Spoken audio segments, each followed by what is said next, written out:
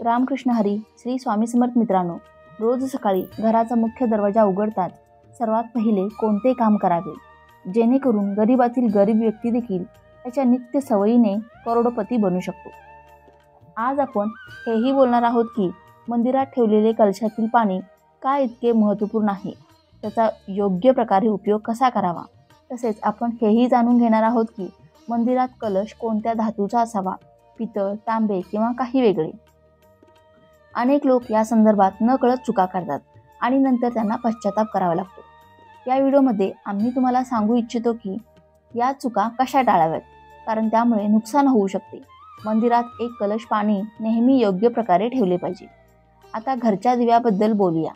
तुम्ही तांबे, लोखंड, पितळ, कासे, स्टील किंवा मातीचा दिवा ठेवावा का? योग्य दिव्याची निवड न केल्यासही घरात अडचणी निर्माण होऊ शकतात. दिव्याच्या वातीची निवड ही महत्त्वाची आहे. कच्चा कलावा योग्य आहे का की कापसाची वात किंवा सुती दोरा योग्य राहील? या छोट्या छोट्या गोष्टींकडे दुर्लक्ष केल्याने पितृदोष, क्षणदोष, कालसर्पदोष आणि गरिबी यासारख्या समस्या उद्भवू शकतात.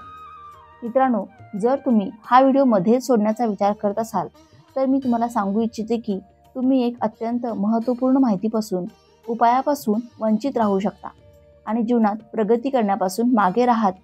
म्हणून माझी तुम्हाला विनंती आहे की मित्रांनो, जीवनात खूप प्रगती करायची असेल तर हा व्हिडिओ पूर्ण पहा, जेणेकरून व्हिडिओत सांगितलेले महत्त्वपूर्ण उपाय तुम्ही तुमच्या जीवनात अवलंबून पहा आणि तुमच्या जीवनात झालेला चांगल्या प्रगतीचा कायापालट पहा.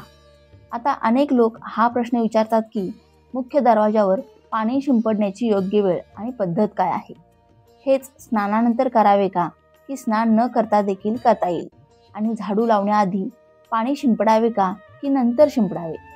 अजून एक प्रश्न जो अनेकांना पडतो तो म्हणजे मासिक पाळीच्या दरम्यान मुख्य दरवाजावर पाणी शिंपडता येईल का किंवा दीपदान करता येईल का? मुख्य दरवाजावर पाणी अर्पण करताना ते आपल्या आतल्या बाजूने करावे की बाहेरच्या बाजूने? फ्लॅट किंवा भाड्याच्या घरात राहणारे लोकही विचारतात की मुख्य दरवाजावर दीपदान आणि पाणी शिंपडण्याची योग्य पद्धत काय आहे. तर आजच्या व्हिडिओमध्ये याच प्रश्नांच्या उत्तरावर आधारित आपला हा व्हिडिओ आहे. सर्वप्रथम आपण हे जाणून घेऊया की घराच्या बाहेर आणि आत दिवा लावण्याचे काय फायदे आहेत. विशेषतः त्या घराच्या बाहेर दिवा लावल्याने होणारे 5 मोठे फायदे तुम्हाला अचंबित करू शकतात. भगवंताच्या पूजेमध्ये दिवा लावण्याचे महत्त्व सर्वांनाच माहिती आहे. हिंदू धर्मात देशी तूप किंवा मोहरीच्या तेलाचा दिवा लावणे अत्यंत शुभ मानले जाते.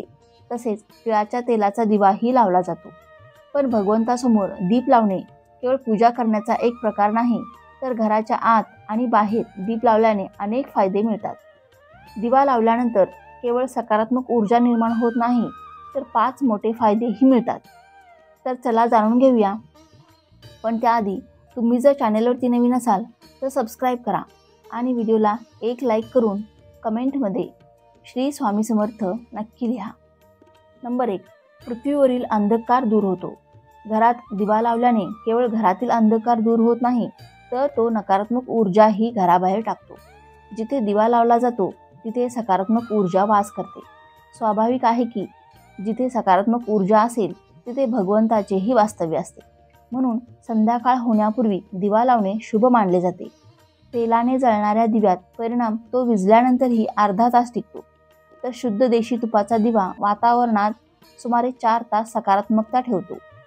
नंबर 2. दिवा लावण्याचा वैज्ञानिक लाभ. जेव्हा घरात शुद्ध तूप किंवा मोहरीच्या तेलाचा दिवा लावला जातो तेव्हा त्याच्या धुरामुळे घराच्या वातावरणात टिकता येतो. हा धूर हानिकारक कणांना नष्ट करतो आणि वातावरण शुद्ध बनवतो. नंबर 3. सुखसमृद्धीचा वास. ज्या घरात भगवंतासमोर दीप लावला जातो तिथे माता लक्ष्मीची कृपा कायम राहते. अशा घरात सुखसमृद्धीचा वास असतो. दिवा पूर्व दिशेला ठेवल्यास व्यक्तीचे दीर्घायुष्य वाढते आणि उत्तर दिशेला ठेवल्यास धनसंपन्नता वाढते.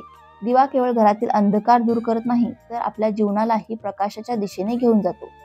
नंबर 4. आजार दूर करण्यास मदत. घरात दिवा लावल्याने आजार आसपास फिरकत नाहीत आणि कुटुंबातील सर्व सदस्यांना आरोग्य लाभ मिळतो. विशेषतः जर दिवासोबत एक लवंग जाळली गेली तर त्याचा परिणाम दुप्पट होतो. हे त्वचेशी संबंधित आजार दूर करण्यास मदत करते. नंबर 5. शुभ शक्तींना आकर्षित करणे.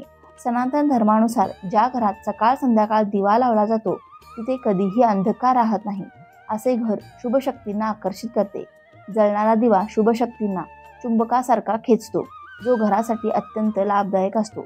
तर मित्रांनो, आता जाणून घेऊया की मुख्य दरवाजावर पाणी शिंपडण्याची योग्य वेळ आणि पद्धत काय आहे. जर तुम्ही मुख्य दरवाजावर पाणी अर्पण करत असाल तर हे लक्षात ठेवा की झोपण्यापूर्वी पाणी एका पात्रात भरून ठेवावे. तुम्ही कोणतेही पात्र वापरू शकता, जसे तांबे, पितळ असतील किंवा चांदीचे. जर गंगाजल उपलब्ध असेल तर थोड्या प्रमाणात त्या पाण्यात टाका आणि नंतर शुद्ध पाण्याने पात्र भरा. जर गंगाजल नसेल तर फक्त शुद्ध पाणीही पुरेसे आहे.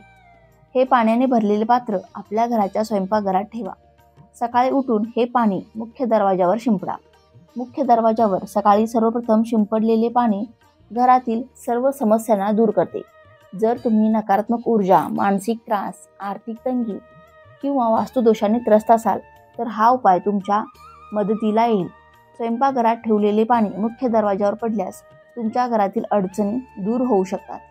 हा उपाय केवळ वास्तुदोष आणि पितृदोष दूर करत नाही, तर तंत्रमंत्र किंवा वाईट नजरेच्या प्रभावालाही संपवण्यास मदत करतो. हा उपाय नियमित केल्याने घरात सुख समृद्धी राहते आणि आजारांपासूनही मुक्तता मिळते. हे पाणी सूर्योदयापूर्वी मुख्य दरवाजावर शिंपडले पाहिजे.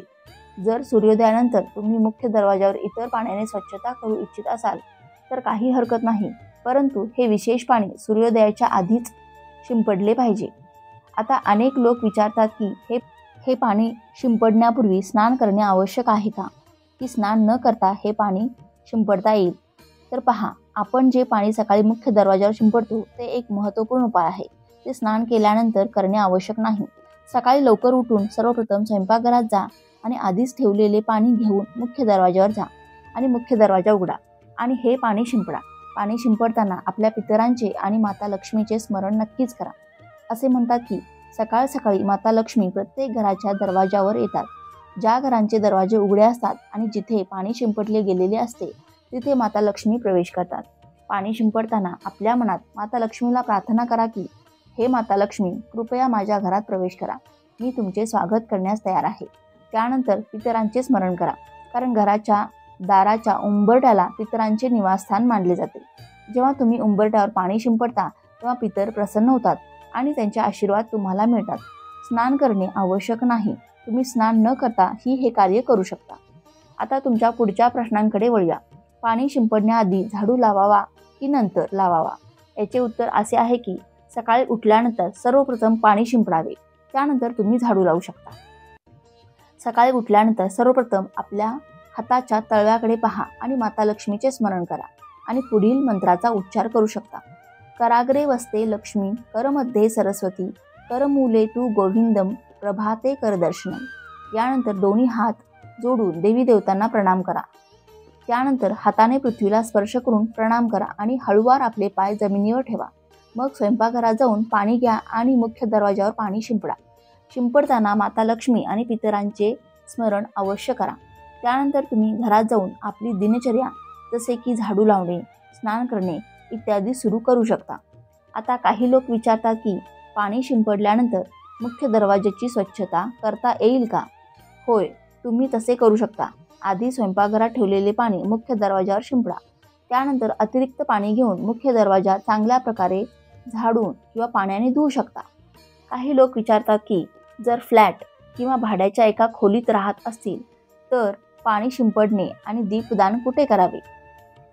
याचे उत्तर असे आहे की जिथे तुम्ही राहता त्याच जागेच्या मुख्य दरवाजाला महत्त्व द्या.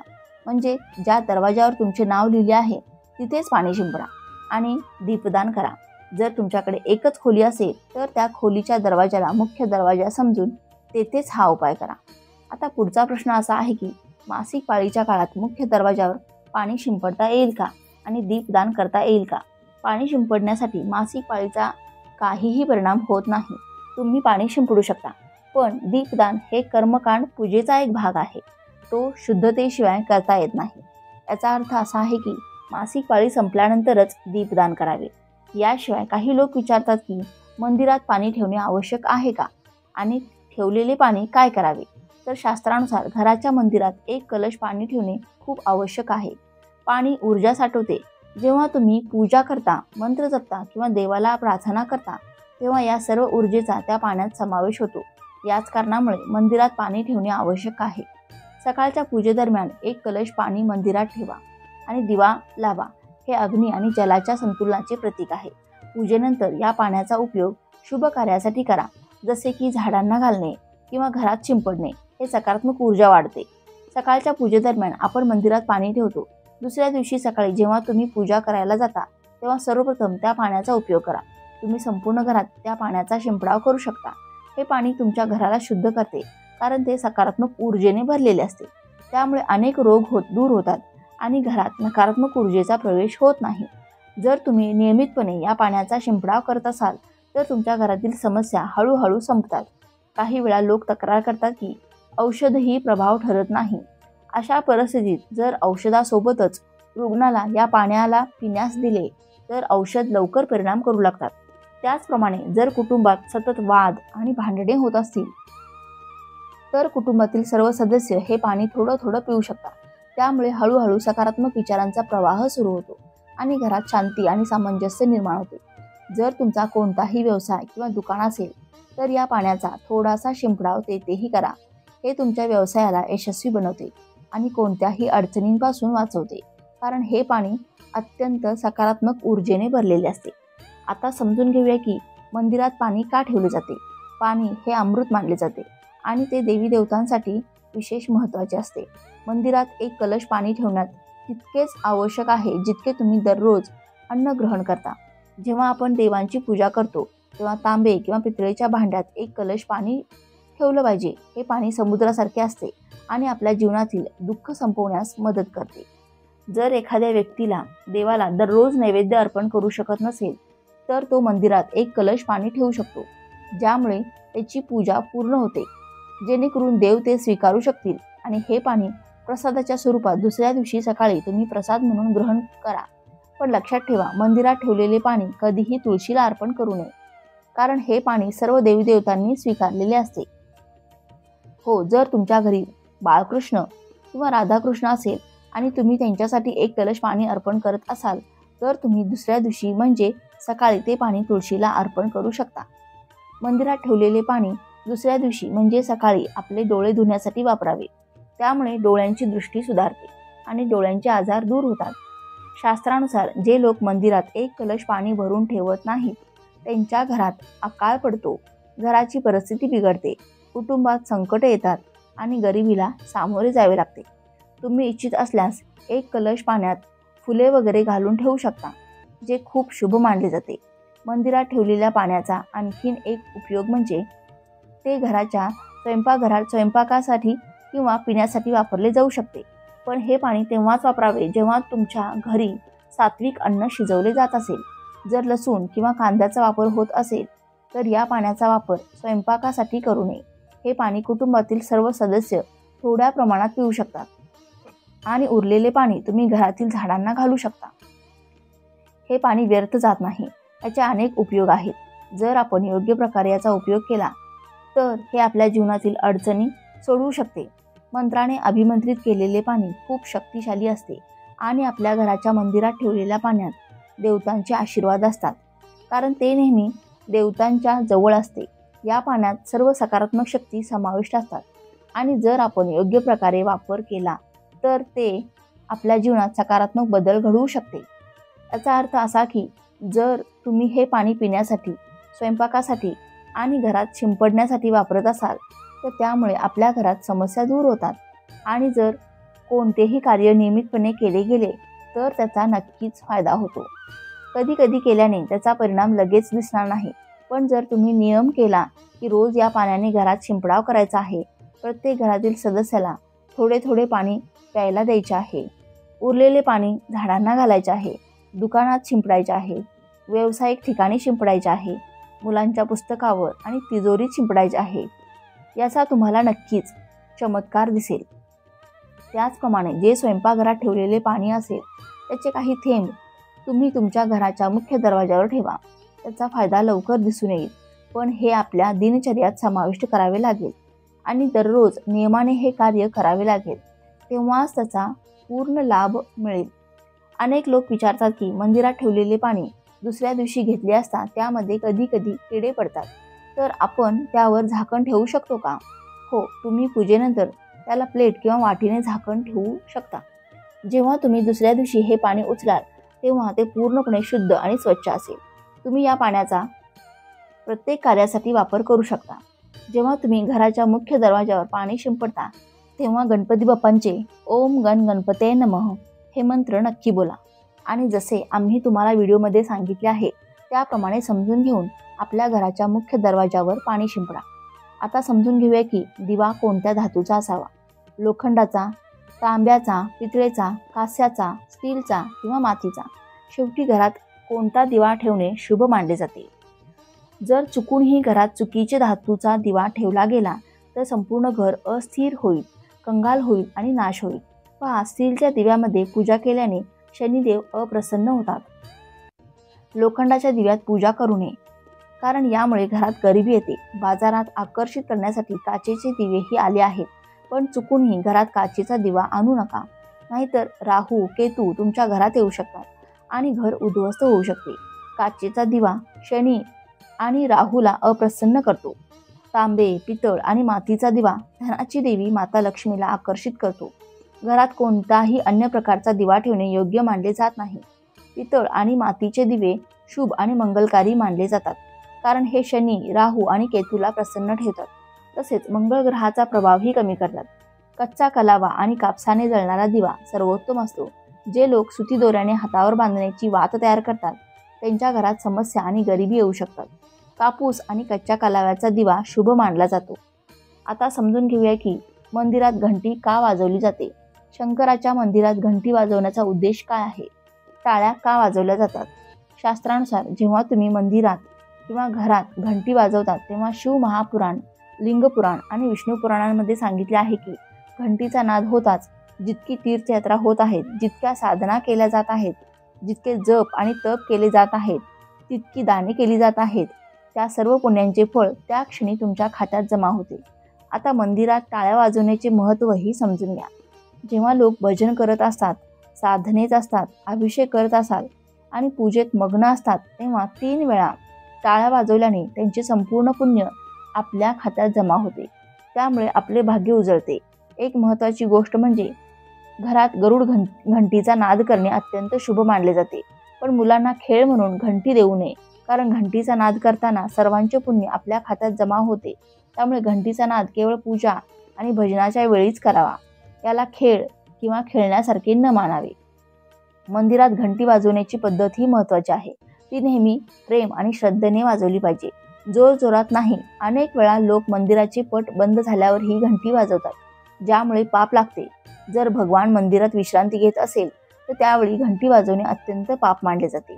मंदिर बंद झाल्यावर घंटीला दोरीने बांधले जाते, जेणेकरून ती वाजणार नाही. घंटी वाजवण्याचा सर्वात शुभ वेळ सकाळी 4 वाजल्यापासून ते दुपारी 11 वाजेपर्यंत असतो, कारण हा काळ अत्यंत मंगलकारी असतो.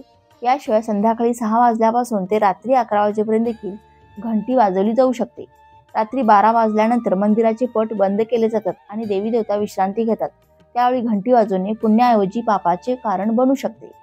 जर तुम्हाला हा माहितीपूर्ण व्हिडिओ उपयुक्त वाटला असेल आणि जर तुम्ही माता लक्ष्मीचा सन्मान करत असाल तर या व्हिडिओला एक लाईक नक्की करा आणि चॅनेलला सबस्क्राईब करून आम्हाला प्रोत्साहित करा. तसेच कमेंटमध्ये जय माता लक्ष्मी नक्की लिहा. तसेच हा व्हिडिओ संपूर्ण पाहिल्याबद्दल आपणा सर्वांचे मनापासून आभार. धन्यवाद.